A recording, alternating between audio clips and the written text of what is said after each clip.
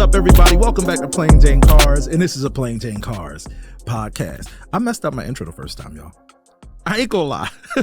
I call Bryon Byron. Welcome to the show, Bryon. Yes, well, thank you. Thank you. You're not the first one to make that mistake. Well, the spelling is very similar. Yeah. I don't have dyslexia, but there is some letters that could be switched around that could be mistaken for Byron. But it's Bryon. Exactly. It's one of those fun things, though. When you start out and everybody calls me Byron, and people are looking why I don't respond, and I just kind of smile, and then that's not who I am. It's not you were talking to me? No. Yeah, exactly. For sure. Glad you have a sense of humor about it. My apologies, but thank you for being on the show. One of the things I wanted to say really quickly is this guy has more personality than I could ever wish to have. So I'm looking forward to this conversation. But beyond his personality, he has a unique and interesting taste in cars. When I first came across Bryon, it was back in the Team Savage days. And he had a signal yellow 991.2 GT3. I thought it was a 2. It was a 2. And it was so gorgeous at the time. That was in 2019, maybe 1920, somewhere around there. Something like that. Yeah. So 4 years ago, maybe now 3.5, 4 years ago. And come to find out, you've had quite a car journey. Oh my God, yes. Up to that car. Yeah. And it all starts with Porsches and ends with Porsches. But okay, so I always like to start my guests with, and I think listeners are getting used to this, like the car story, right? What was your first car? First car. Well, we can go back to the first car that I drove, but the first car that I owned was a 79 Grand Prix, Pontiac Grand Prix, two-tone blue. Two-tone blue, okay. Bench seat in front. Yes. And that car originally came with a 301 in it. Yes. But I had a 350 swapped into it. Oh, man. But the fun part about it was I was working at a gas station, and it was my buddy's father's gas station. Okay. So we would sit and take the tires off, and we'd mount up tires, and then we'd just go to Mexico. Yeah. And, we would go and we'd follow with the tow truck. Yeah. And go until we burned the tires off, and then tow the car back. Swap tires. And did that over and over and over. Is that the car that ignited your passion, or was it something before that? Because, I mean, you are a car nut certified, right? Like, certifiable, yes. Yeah. So what was that the car that kind of ignited the passion, or was it something else? No, I think it was just being a pure adrenaline junkie. And that's where it started. The first time that I got in trouble with a four-wheeled vehicle, I was 5 years old. Oh my goodness. Tell us the story. We want to hear this. I stole the neighbor's riding lawnmower. Oh my God. And got caught driving around the neighborhood. No way. Yeah. It was like Grand Theft Mower. Yeah, definitely. Grand Theft Mower. Never thought of it that way. And my parents knew that I was going to be a handful at that point. I bet. Yeah. You're out there, you're riding around, and it's bad enough that my dad sees me driving home, and then it's like I'm trying to run away on a mower. I don't know at that point, other than the gas and the brake, that's right. There's a high mode. Yeah. It was just that you were in turtle mode. You need to get it in the bunny mode, right? It felt fast. Yeah. It felt fast. At 5, I imagine so. So you always had an interest in things with an engine and a steering wheel. Oh my God, yeah. Engine and steering wheel. It was that same adrenaline was from skiing and downhill skiing and mogul skiing. Okay. And then it carried over that first time that I drove a car in the street. An actual car, and you'll start to sense a theme in my life that I was 13. Okay. We were at my dad's company, and they were having a party opening a new building. Awesome. And with opening the new building, it was kind of funny. And a couple of the key executives weren't in any condition to drive home, and there was a 300ZX turbo. I'm sorry, 280ZX turbo. Okay, I was going to say, what, just Z33, Z32, Z31, right? Yeah, okay. And then going through, it was a manual. And Donna Sarniak, she put me in the car and she goes, "You can drive me home." And she didn't know that I was underage. 13. Yeah. In a 280Z. 280ZX turbo. Oh, my So goodness. my dad's in the car behind us and he's here like, "Yeah, I'll just follow you." Yeah, you can do it. And manual, never driven a manual. And other than when I tried to start it, I couldn't start it because I didn't have the clutch in. Clutch in? Yeah. That was the only time that I stalled it. Had to go really? through. Yeah, in Mount Pleasant, PA. Natural. Dude, I know Mount Pleasant, PA. Yeah. No way. Yeah. Because I was thinking Houston is flat. There's no worries, right? Oh, yeah, no. This is Mount Pleasant. But Mount Pleasant is not flat. Yeah, to get there, to head out to New Stanton. Yeah. So we headed up the hills. Yes. And I went back later on. I went through 9 stop signs on the hill. Didn't stall. And then that's awesome. The moment that we turned off onto the side road to head back past the old VW plant, first thing I did was what my dad do. Yeah, light he him always up. rode through the gears, Light him up, and took off. And we'd always scoot down there, and I'd giggle because he's always going over 100 on that. What was I doing on the first drive? I just rung that out. Are you serious? Oh yes, yeah. It just first time. Jeez. And it seemed like 100 miles an hour down this straight road seemed like so fast to me. Sure. At that time. Well, I mean, 100 miles an hour down any road, even now, is fast. Oh, yeah. It's fast. Yeah. I understand for a person like you, it's probably not. Not now, but it is. That's the reason why we go out to Mexico. Yeah, that's right. Do it where it's legal. Being in Houston, easy to get so to Mexico. Close. So close. That's what I say. So that. Thank you for sharing that story. Yeah. So we went from 5 to 13. We started with your first car, which was an amazing car. Swapped the engine. So you started modifying cars right at your first car. Oh yeah. So I got that car when I was 14. Okay. It was my grandmother's car, and so it was. And I bought that. I bought that car for $4,000 back then. Wow. And then it was like trying to make it my own. Yeah, of course. And learning how to do anything with it. And it was definitely fun. It was just, you can't have the joy of working on a car for the first time and not having anybody in your family that's a car person. That knows, Yeah. It was like, I didn't know how to get an engine out of the car. I had ended up buying this engine, and even though we had the gas station, my buddy's friend, his dad would help, but he's here. You guys got to learn. You got to figure it out. Yeah. Oh my God. That's pretty cool, man. That's a cool experience. Busted knuckles. Oh yeah. I imagine.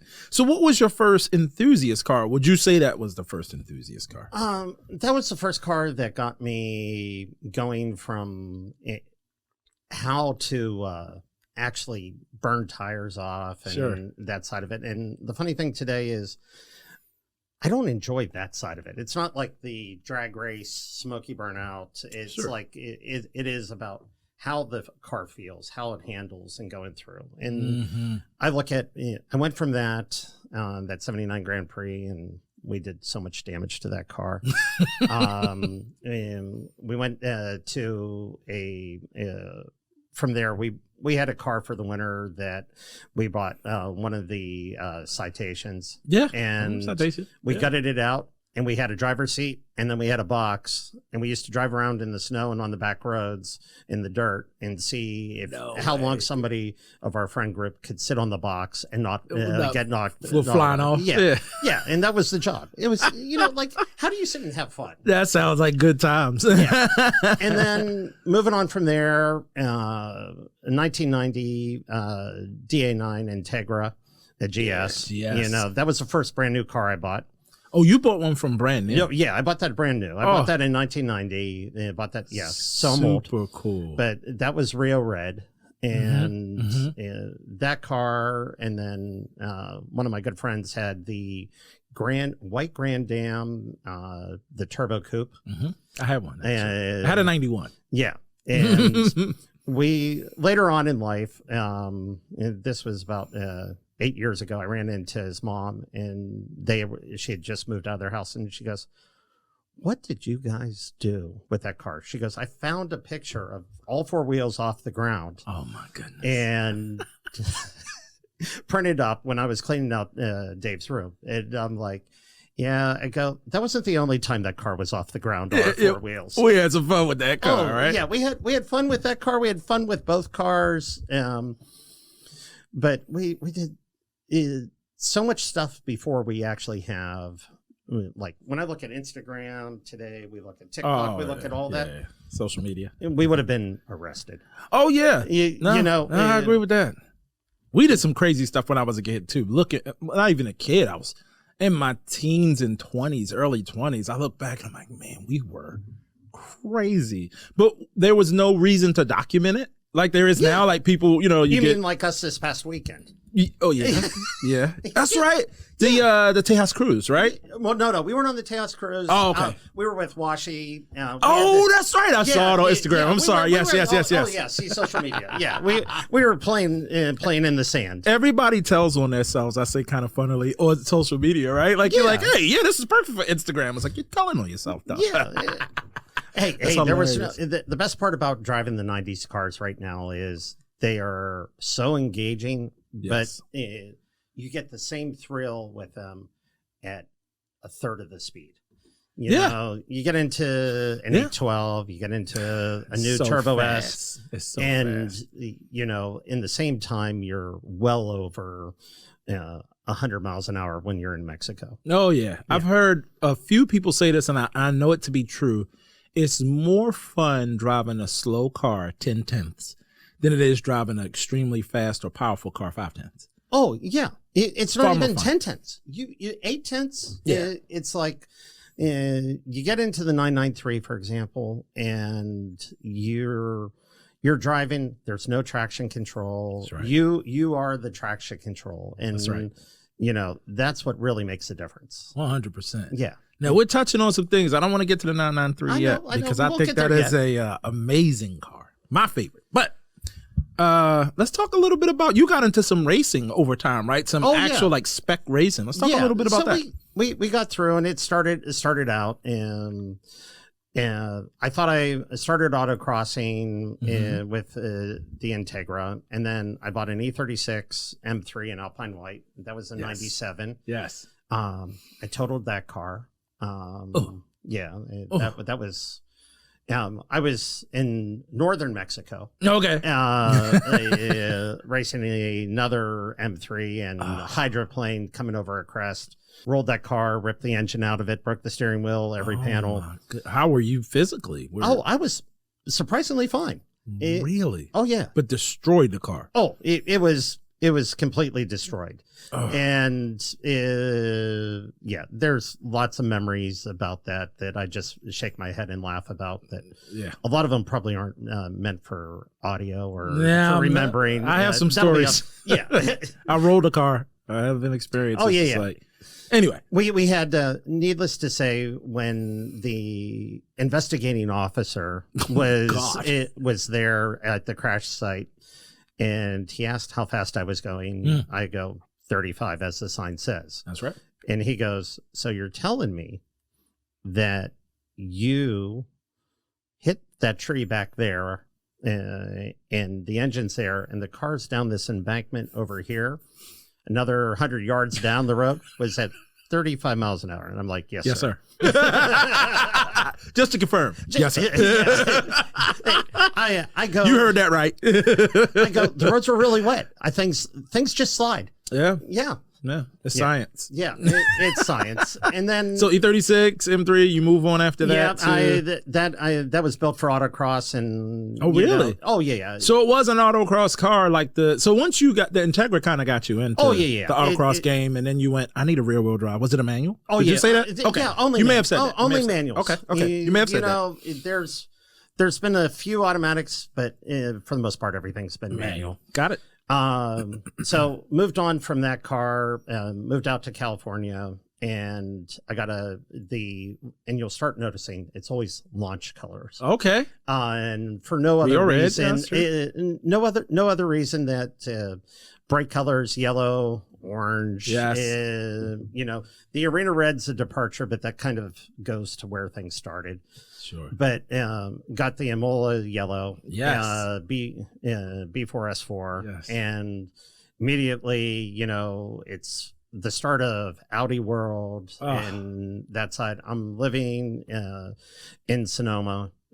Beautiful back roads and otherwise to drive on. And it's like, oh, track day. You know, this is stepping up from... Why wouldn't I? Right. Yeah. And remind me, B4S4 has the 4.2 V8 in it, right? No. What was that? That was the that's the 08. That's the B7. B7. Okay. B7, and we'll get to that car later on. Okay. But that car holds a special place. You know, like when we look at cars that people should look at, and not be afraid of all the engine problems because they just really are fun to drive. Good cars. And sound otherwise. But that was the 2.8 liter twin turbo. Yes. And previous generation. I was a generation ahead. I'm with you. I'm with you. Yep. And that was the first time that we really got the S4 here. That came over. So got that car and in the valley. Yeah. And then I'm gonna go to a track day. Okay. Yeah, I go to Sonoma Raceway. Yeah. Not Sonoma to start. We started out at Thunder Hill. Thunder Hill. Okay. And on the second lap, I'm with the instructor, and he goes, "You need to pull it in." And I go, "What do you mean?" He goes, "You're going to kill somebody out here." And that's hilarious. And I'm just like, just pausing, and I go, "What do you mean?" And I go, "We're fast. We're online. We're on this." And he goes, "Yeah." He goes, "You need to go racing." He goes, "You do not belong in a HPD." Really? Yeah. He goes, "You're going to kill somebody, or somebody's going to get killed trying to follow you." Wow. And so, pulled off the track, overly disappointed. Of course. And then it was like, okay, what do I do? Yeah. And from there, it was like, he goes, "Go spec Miata Racing, most competitive group out there," and everything. Yes. And, you look at, it's still overly competitive today. Hyper. Yeah. I follow Sam in his adventure. Sam Craven from Garage East. Yeah. I want to get Sam come on the show. Like he does some Miata spec stuff, so I started watching it through social media again, right? So you're just a racing voyeur. I get it. I'm a voyeur. I'm 100%. It's okay. We don't have the car. I would love be a voyeur. My daughter keeps saying, she's like, "Why don't you just buy a car and race?" I'm like, "Yeah, it's easy for you to say." Hey, we should all have spec Miatas and be out there racing. It's like, really? Is it that fun? Oh my God. It is the best adrenaline rush you can ask for. Okay. Genuinely. It is. It teaches you all the things that really make you a better driver, period. It teaches you momentum. It teaches you can learn to trail brake. You have great balance. It's situational awareness. Yeah. And like when you look at Sam Craven and what he's doing, on a national level right now, crazy. It's crazy. Literally. It's he's a driver. He's a driver. He is a driver. Yeah. It's pretty cool. It won't be long. He'll end up with winning races and being a championship at that level. And, it'll be great to be there. It's it's great watching and that growth and development. You see him. I don't know if you saw that he was running around in an M4 GTS car. Yes, I did. Yeah, at Barber. That was good. He'll be back in that car again. Really? Yeah, and not to spoil the news. No. That's a cool seat to be in. And somebody has to have a level of trust in your skill set to plant you into an M4 GTS. They have to have a level of trust in your wallet. They gotta trust your wallet. I agree. I mean, 100%. Because that's a piece of machinery right there, right? Yeah. I mean, that's not an inexpensive. Not that the spec Miatas are inexpensive. Oh, they're cheap. Really? Yeah. Racing just seems in general like a track weekend, a real track weekend. I don't know about a spec Miata, but I have a couple friends with Porsches. Oh, no, wait. We're talking, different world. Okay, fair. Because I'm just in tires, what my buddy does in a 3-day weekend track event. Tires, brakes, and he changes his fluid. And the track day itself, it's like $6-7 grand probably. Oh. I'm like, no. Okay. He said, "We'll only do it a couple times a year." I'm like, okay, I guess. So when you look at a spec Miata, And you start out, you don't want to start out with one that is ultra competitive. Okay. Okay. Because you want to get your laps in, you want to get build your speed. Makes sense. Makes sense. Work your way into it. Yeah. Yeah. Okay. You can buy a 90 to 94 car, like the 1.6 cars, and be track ready for under 15. Really? Yeah. And then you set of tires at that point, because they're 14s. Right. You know, 205. Was it a 205 or something like that? Yeah. 14s. You're not spending a ton of money, and they'll last for HPDE type stuff. They'll last 2 or 3 events. Brakes are cheap. Wow, all of that. So So it is a reasonable entry point. Yeah, it's a reasonable entry point. Okay. Now then, when you want to go and be competitive, right? Like back then, I convinced myself that I bought my car for $3,000. It included the hard top at that point. Sure. Went out there, go through Q school for racing. Yep. It was always fun then because they put me at the back of the field, and was my best friend was in E36 M3, and he was at the back of the field, and then really the two of us just worked our way through traffic, having fun, all the way up to the front. And then I got my first real experience in racing is I had somebody try to, after passing them, they thought they were going to outbrake me into the corner, and they drove through the inside, hit the car on the inside, caused me to nearly total that first car. That's when I learned how racing is expensive. Right. HPD, point to pass, racing. Right. Yes. It doesn't matter how fast you are. You can't control the person that's going to hit you and push you around. That's right. That's right. So that was the first experience. Rebuilt that car, went out. The first 2 races were a lot of fun, coming through the field and otherwise. And we were just kind of slow. Really? And I'm like, but you weren't slow. The car was slow. Oh, because there's a difference, right? Because you can put a fast driver in a slow car. Yeah. You could put a slow driver in a fast car, right? Yeah. These things are true. They're not mutually exclusive as well. No. It is. That car, we were laughing. A good car, we were told, would make 117 horsepower at the wheels. Wow. What? Yeah. That's what a good car would make. Okay. And after the second race, we dynoed the car. The car didn't even make 100 horse. Really? So it was slow then? Oh, I mean, it was genuinely slow. It was genuinely slow. Okay. And we were finishing top 10. And so we went and we bought the crate motor, and we got 112 horsepower. And it was like, yeah, we're pretty good. And at that level, you can, as a driver, you can feel that difference. That 20, 30 horsepower is a world of difference, isn't it? And going through that, it was like, wow, this is just overnight changed the game. Sure. Going to the third race, we have that. We finished second in that race. Wow. It was out of 40 plus people. And this is still on the first car. Yeah, that was at Laguna. T-boned and you got fixed that was up. at Laguna. Okay, we're still on the first one. Yeah, just making sure. And that was at Laguna. And then it's a cool place to race. Oh, yeah. Like when I look at the tracks I've been lucky enough to race at, it's like Laguna, and when you look at running Sonoma Raceway or Sears Point, there's no better tracks that we have anywhere around. Coda's beautiful. In the U.S., right. Yeah. Coda's beautiful, wide open, fast, but you don't have that history. No. And even with that elevation up into turn 1, it's still just not as exciting. Like Sam was just out at Sonoma a month and a half ago or so, and he goes, "My God, every corner is blind." And I'm like, "Yeah, you're coming over a hill, right? You're coming over a hill, literally going through, and it's like it's just beautiful and going through that way." So I mean, it makes it.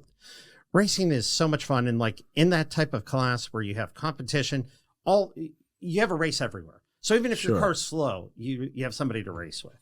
That has to make it fun. Let me ask you something about racing. I've only raced in a straight line, which people say isn't racing, which I totally agree with. No, that's just flipping a light switch. Yeah, I agree. I agree. No, wait, are you driving a manual? Yeah, well, maybe. I have. Not currently. My daughter would love this conversation because she goes, "Well, you should never got rid of your manual." We believe in saving the manuals right now. The next one will be a manual, and I'm working on that spec. But I always wanted to ask somebody, and I've asked this to other people, but not on my show, not on the podcast. As a driver, what do you feel is the most important component to have for you being fast? Like if you had to just pick, is it horsepower? Is it braking? Is it tires? Or is it suspension? Or one of the things I didn't name. What do you say, like, if I have this in a mediocre car, right? Like if I have supreme braking in a mediocre car, I have good tires in a mediocre car, I can make my way through the field. What gives you the distinct advantage from your perspective? You need a driver with great sensitivity. You got to be able to, none of those, you can put somebody who has unlimited budget. Okay. Unlimited budget. They can buy the fastest car out there, yeah, and they'll be 10 seconds off somebody else who knows how to drive in the same car. Really? Yeah. You just so it's really driver mod. Like it's really it's about the driver. And that's the joy of Spec Miata. Sure. And I mean, any spec racing or really a class that's closely controlled, mm-hmm, you want to know that is it your wallet or is it the driver? You're not buying your way to the you're not circle, buying wins. Yeah. And it's fair. You need to have horsepower. I wasn't expecting that answer, y'all, but that's a fair answer. I mean, that's true. It sounds, I mean, it rings true. So after one of the national races that I did, cars were dynoed. Okay. Yeah. And I qualified 0.003 off of the pole for the race. Wow. Okay. When you think about that, and there was two of us, 0.003. Yeah, I had to do the math. Like, is that tens, hundreds, thousands? Yeah. And two of us were tied at that. I mean, that's tied. I mean, I mean, pretty much, right? I mean, anyway, go ahead. Sorry. Yeah, Ken Dobson, Barry Hartzell, and I mean, Ken Dobson, that's a name that raced for years in World Challenge and otherwise.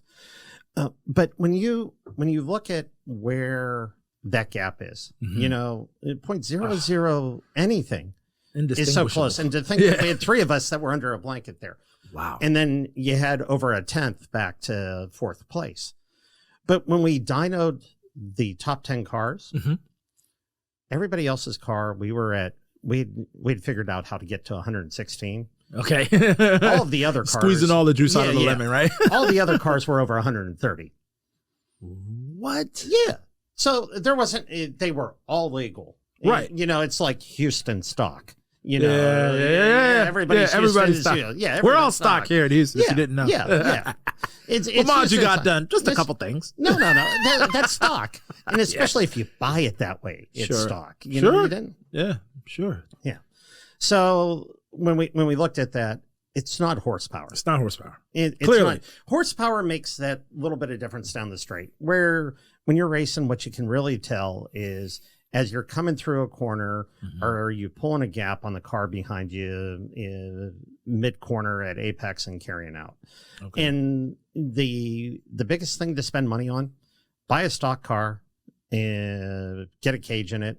You don't even have to do any of the other things and just learn how to drive. Learn how to drive. Time in the seat, being able to feel. And, you know, most people don't understand how trail braking is used, how to adjust the attitude of the car. Mm-hmm. And I mean, going to play in the dirt and the snow and the ice and being able to slow everything down to feel that. It's like Sam, Javier, and I, we were just at a rally school training for a couple of days. That sounds cool. Just, you have to learn different disciplines and understanding about how all of that stuff goes. And I mean, it's so much fun. So it's all, thank you for, I've been wanting to hear someone that actually races their perspective on it, right? Because the car, you know, I play golf, right? I'm a golfer. I love golf.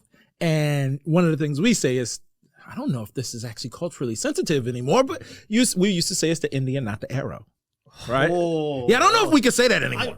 I might get canceled. But it's true. Indian motorcycles? Yeah, Indian motorcycles. Okay. But I really agree. Like knowing how to use you can take, you know, a scratch golfer and give him any golf club. He's probably going to be close to his number.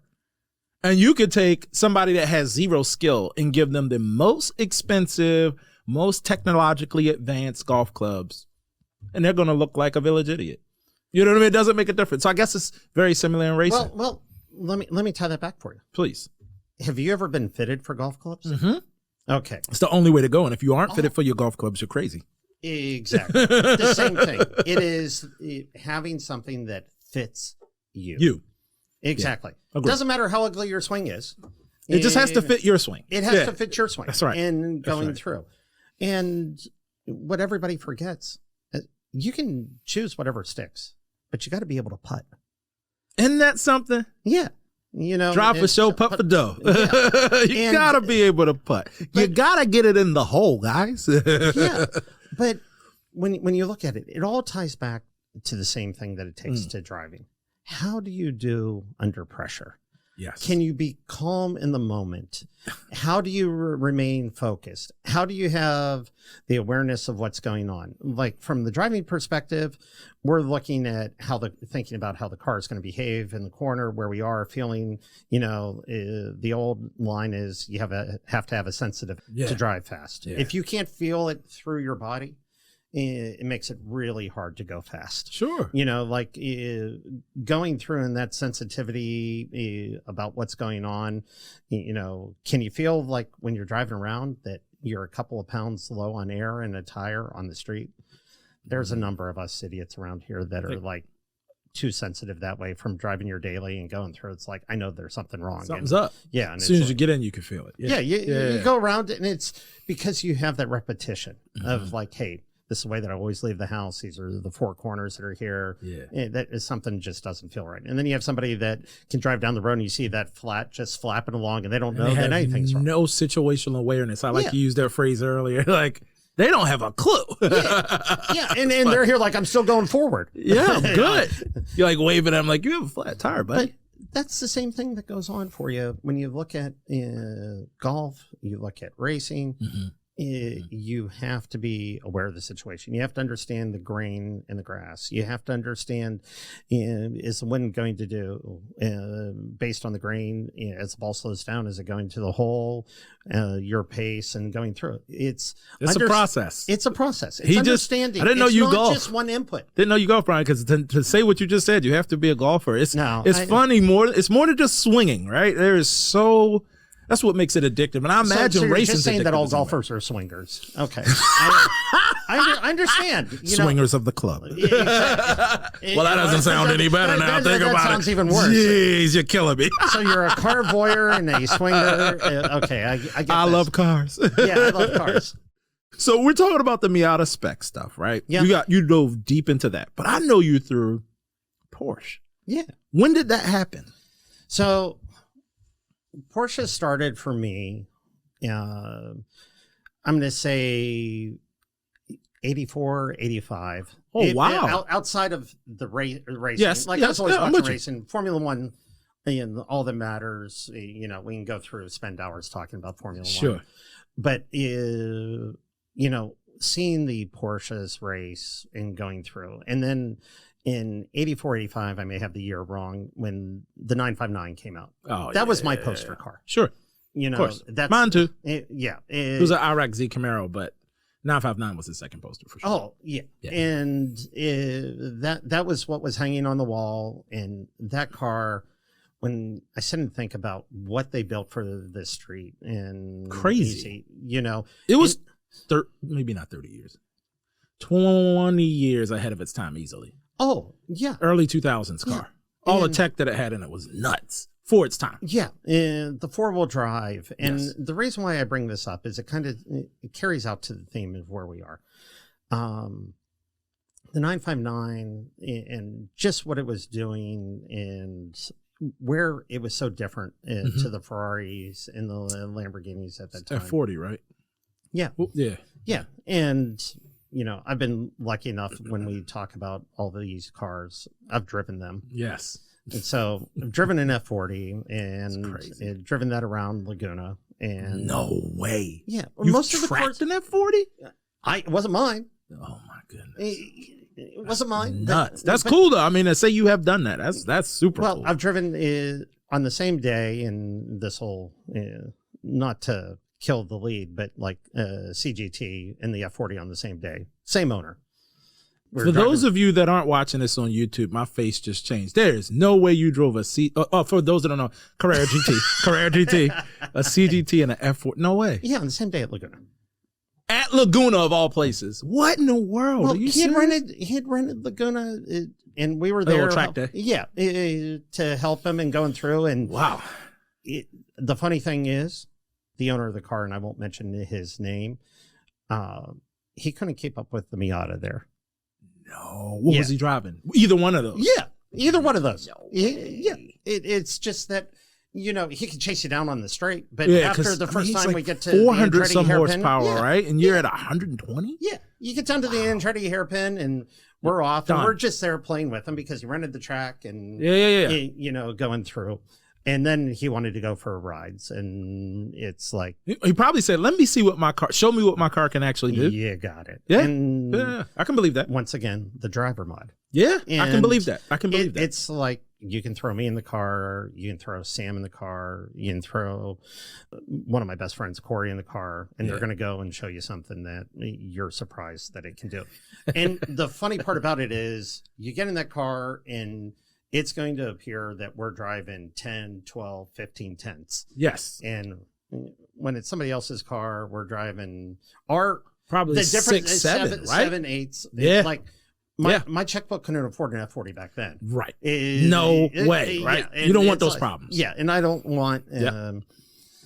but being able to drive that and understand like how both of those cars... just want to rip the rear tires off, and how the clutch picks up and engages, and those two cars at that time so different, so different, really different in how they are, but they both wanted to try to kill you, and you know, and I can go through all the other history of cars, but that's like the pinnacle of when you can feel that car at the limit in your limit, not the car's limit, because most of us, including myself, are never going to always get consistently to that car's limit. No. But it had to be an amazing day. Yeah, it's a good day.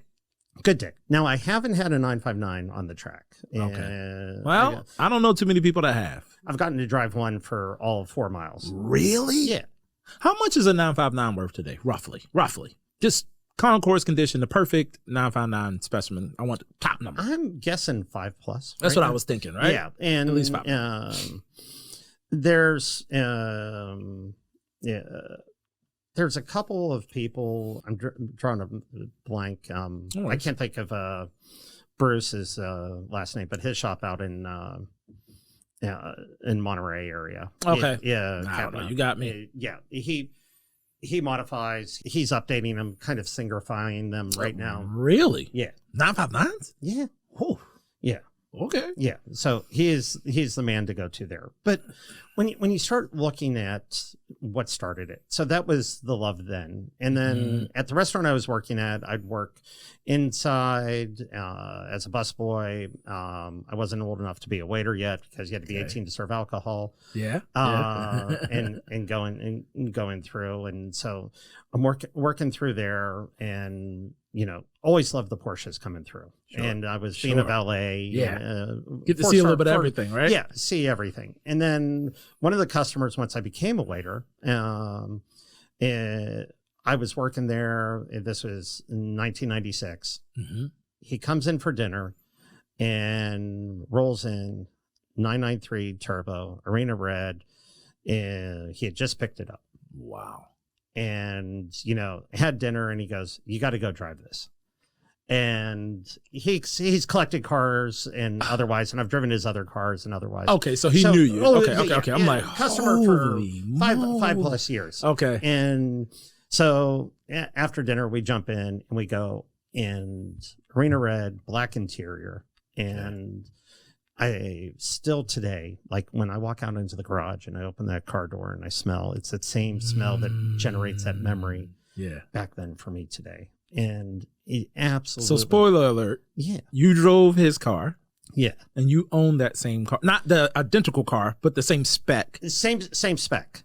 And that's super cool. Where it started, it's in the garage. And so like when you have these moments and you have these memories and every day right now getting into that car is one of those memories. Yeah. And it ties together about how we are and, you know, what we chase from our past. And 100%. Right now, you know, when you asked me before we got on here about like the 3 cars, your 3-car garage. Yeah. I like to ask them, I guess, what is their trifecta? What's your perfect garage?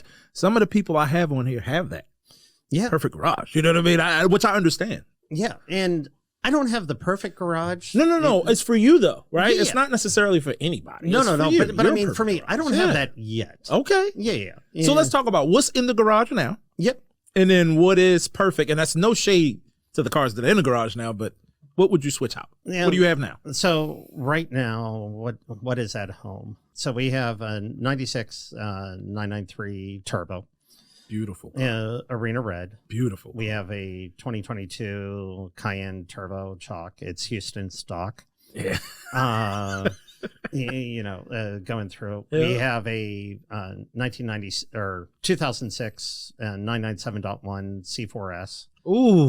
Cabriolet. Yes. And it's wrapped in Flex Shield magenta shift. So, yeah. You know, purple calipers, kind of a pearl accent with a little bit of purple. I love the Carrera 4s. The wide, I mean, basically a wide body. Oh, yeah. But you got to like nice cool hips. Looking. Yes. You know, clearly. And if you're a Porsche person, you got to like, that's part of what it is. It's part of what it is. Going through. And then we have the BMW X5. Mm-hmm. We have the Trash Panda, the F250. F250. Yeah. Right. Diesel that it's just stupid. Yeah, you got to have it. You got to be able to roll coal. Yeah. You got to be able to. Having a truck that big on 37s with an 8-inch lift that can still smoke the tires at 60 is kind of fun. Yeah. It's fun. Yeah. It's chasing the rear end, and if the transmission will actually hold up, that'll make it. But that's the fun part. It is. It's like right now, we were mortified as kids if something broke. Right now, it's just another one. You just shuffle them around. Yeah. You drive something different. Yep. And, you know, drive it till it breaks, then fix it. We're fortunate in that way, but I'm in the same boat with you. It's like, oh, well. So let's grab something else. That's what's at home right now. That's an awesome garage. And like when you look at that trifecta, it really becomes, what is it that you really want? That's right. You know, well, the 993 turbo.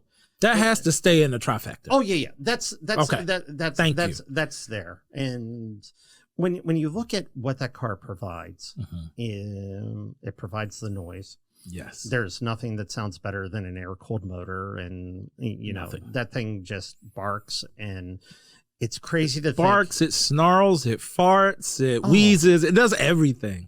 Air-cooled engines are the coolest. Yeah. When you lift off the throttle there, the turbo's overspooling. Yep. Hearing that, it is just so good. It's intoxicating. It just makes life so enjoyable with that. And then the next thing that you have is like, what do you complement that with? So right now, you need that track car. If you can't tell, there's still got a track itch. There still needs to be a reason to be back there, and otherwise, and living here in Texas, we don't have any curves, you know, or hills. Yeah, so you need something that really can sit there and perform at COTA and otherwise. Sure. And so hopefully we can end up with a 992 GT3 RS, because that's the next piece to match and go in there, you know, in that garage. And then the final piece, it's still for me the Carrera GT, the CGT. Sure. You know. So I was wondering if you were a CGT guy or a 918 guy. No. I didn't know if you were going to go. So it is CGT for you. Yeah. Okay. It is not about that top speed on anything. So clearly. Clearly. The 992 Turbo S that I had. Yes. That reminded me that my roots are, as much as fun as it's going fast, I mean, that car is just stupid simple for anybody to drive. It is, right? It's a cheat code. You know, you can sit there and launch, you can sit there and run around and going through, and it's so reliable and going through. Yeah. But like when you look at a Carrera GT, just like I am chasing with the 993, having that car because of what it brought back. Yes, right. I am chasing that Carrera GT for the same thing as that day at the track driving it. knowing what that car, that sound of that engine, the engagement with the shifting, the way that how stiff that clutch is and that bite point, and how that car just wants to try to kill you. Yeah, that's what everybody says. And genuinely, and how that car transforms in, like, each of these cars, they have the typical drive personality. Yes. And then they have being able to where you can tame it. And that's what I'm so excited about, being able to see what the new 3RS is, you know. And later today, going up to Porsche North Houston, they have one in. I didn't know that. Yeah, my buddy, I won't say his name on here. His car arrived yesterday, so we're going to see that. I haven't seen one in Houston yet. Oh, have there been people that have taken delivery? No. of? This is the first one there. I didn't want to say that, but I thought so. Okay. Yeah, breaking news. Wow. And by the time that this posts, it'll be gone. So it'll be. Yeah, this will be 3 weeks. It's almost a month before this comes out. Yeah. Oh. And too late, guys. Don't go up to Porsche North. Hopefully the next one's there by then. Maybe. But the important part is this car will end up being tracked. Will it? Oh, yeah. So it'll live a life that it was designed to live. And I like to hear that. When you look at that car, when you look at a 3RS, it's just like the 993. It has an edge to it because it doesn't have any of the nannies. Right. It was the first 4-wheel drive, the turbo, and going through. And as much as I love the NA side of the world, the turbos, how they hit and drive, it's that connectivity with the car. And the Carrera GT just has that.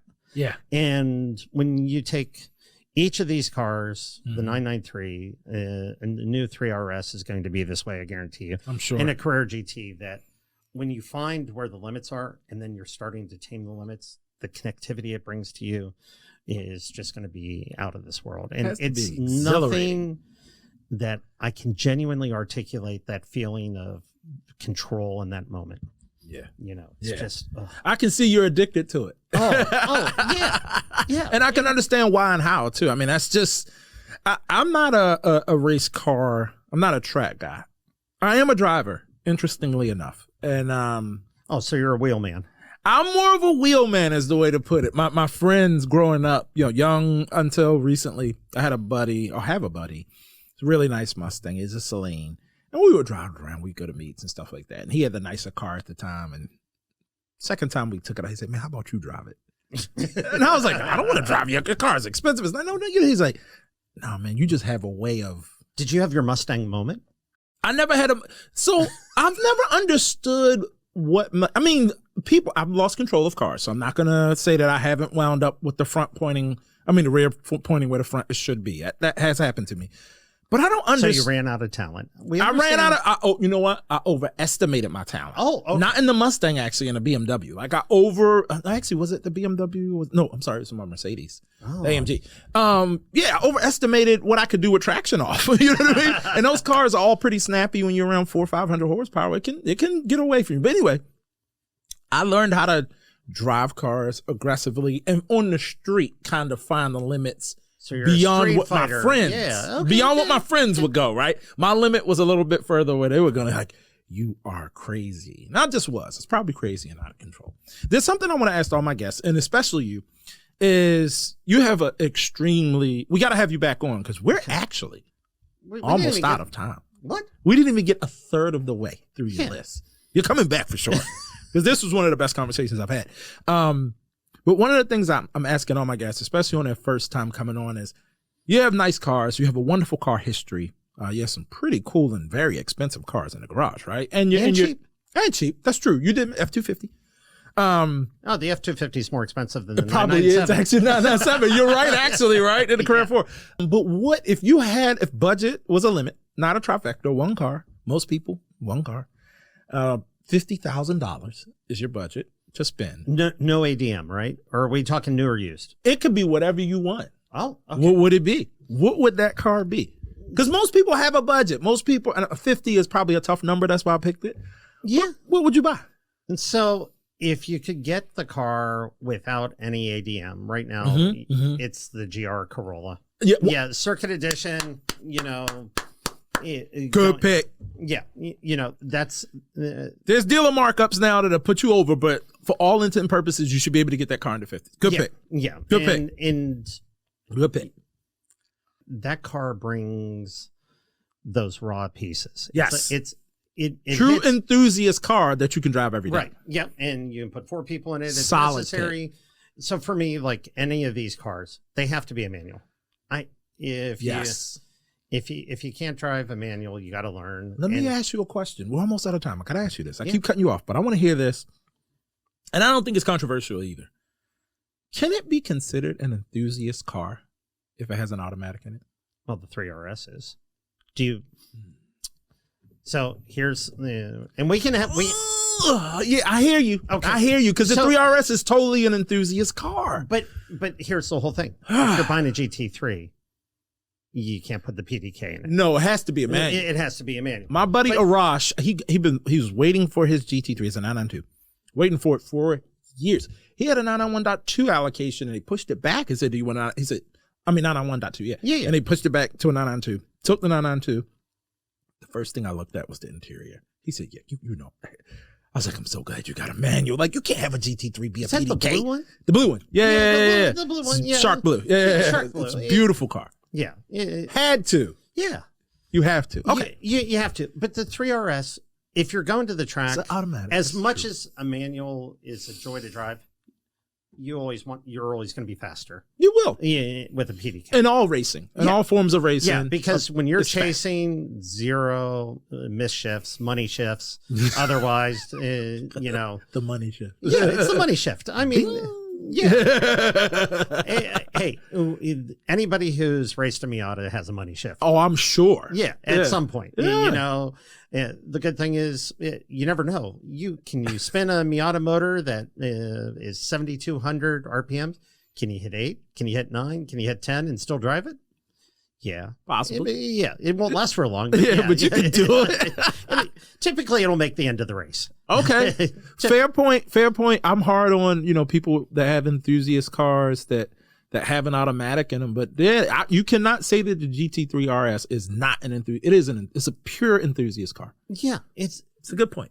Going through, but like when you're back to your 50K question, buying a car underneath there. Good so pick, like though, we have the 997s. You can buy a .1, .2. Like the C4S, paid $32,000 for it. Okay, yeah, and it's a manual. That's true. And going through, you can get the cars if you look for it, and that's the end of the Metzger, right? The 997 still had the Metzger in it. Yeah, and then it's a solid car too. Yeah, and then you look at the B7 Audis, like you brought up before, the 4.2s. Yeah. That's the other one that you could get with a manual, but you need, once again, that's had all the motor work done. Yeah. And the electrical work done too. Well, it's an Audi. The light's going to come on. Yeah. You just have to have some black tape to put over the lights. Yes. So you can just ignore them. It's fine. It's the Volkswagen Audi group. Yeah. Well, the good news is Porsche's not part of that anymore. No. Yeah. That's true. Yep. They're out on their own. Yeah. So, now you just have Lamborghini borrowing from VW and Audi now. Yeah. That's the thing that's still just, would you like your V10 with what type of body? Would you like a smashed down Beetle? We can get that from Audi, or do you want some sharp edges to it? Yeah. It'd be hard for me to not take the Lamborghini. You never know. Yeah, that's true. Matter of personal taste. Bryon, this was amazing, man. This is I won't say it's the first time. I enjoyed this conversation. I hope you enjoyed it. I hope our listeners enjoyed it. We didn't get through his list of cars, you guys. He's had 30 Miatas and had a bunch of cars in between that. You got to promise me on there that you'll come back on. Oh, yeah. I'll come back on. I mean, we didn't even get through, when I just made a couple of notes with your questions. Yes. My car list, not counting the Miatas, because we can go back into the racing and why we ended up with 30 chasing parts. We'd buy them and sell them off, but the car list took over a page, and I whittled it down to just the enthusiast cars. He said, I just whittled it down to the fun stuff. Yeah. I didn't, not the dailies, and it's over 50. Yeah. Is that right? Yeah. Huh. It's a bad thing. Well, no, it's just a hobby. It's an addiction. That's all. It's an addiction. It's an addiction. And I'm one of those people that have an addictive personality with cars. Golf did it to me. Like, oh, now it's gardening, as odd as that is. It's like, I think I'm obsessive compulsive. Yes. I think I am. Whatever I do, I'm like intense. Yeah. And we didn't even talk about golf. We didn't talk about skiing. We didn't even get through the cars. And I love those things. Yeah. I love skiing. Yeah. I love golf. Yeah. It is the thing that driving does that some of the other sports you can do. Driving, regardless of age, you can still be competitive. It's true. It is just finding that right fit. Skiing this year reminded me that I'm not a 20-year-old anymore. It's tough now, isn't it? Oh, it's not tough. It's like when you do stupid things and your knees go, hey, that was fine. You got one shot at that. One. Yeah. And I always tell people this, and we'll have to wrap up. When you're 20s, you do something, you might not even feel it. In your 30s, you do something, you feel it maybe the next day, the day after. In my 40s, I feel it immediately. It's like, oh yeah, shouldn't have done that. My knees are like, buddy, you got one more shot or it's over. Right. And that's getting out of bed in the morning. Literally. Yeah. Bryon, this was a pleasure, man. Hopefully you guys enjoyed this episode. He's definitely coming back because we got to talk about his car history. This is available on all podcast platforms. Video version coming out on YouTube. Really appreciate you guys for watching. Again, thank you so much for coming on and being an open book. Of course. Awesome. Okay. The next episode is going to be even better, and we'll see you guys in the next episode. What's up, everybody? Welcome back to Plain Jane Cars, and this is a Plain Jane Cars podcast. We have actually, literally, 100% a special guest in the building today. We got Mr. Bryon. How are you, man? No, it's Bryon. Start over. My God, Bryon. That'll be great. Do that. I'm not keeping that. No, do Bryon, that. I'm not keeping it. Why did my brain do that? I know, because you're dyslexic. That's reset. You even wrote my name. I wrote it right. You wrote it right. I wrote it right. Yeah. See, this is the way that the conversation needs to go. No. Yes. All right. Let's try it again. If I get it wrong again, we keep it there. Editors, we're starting over.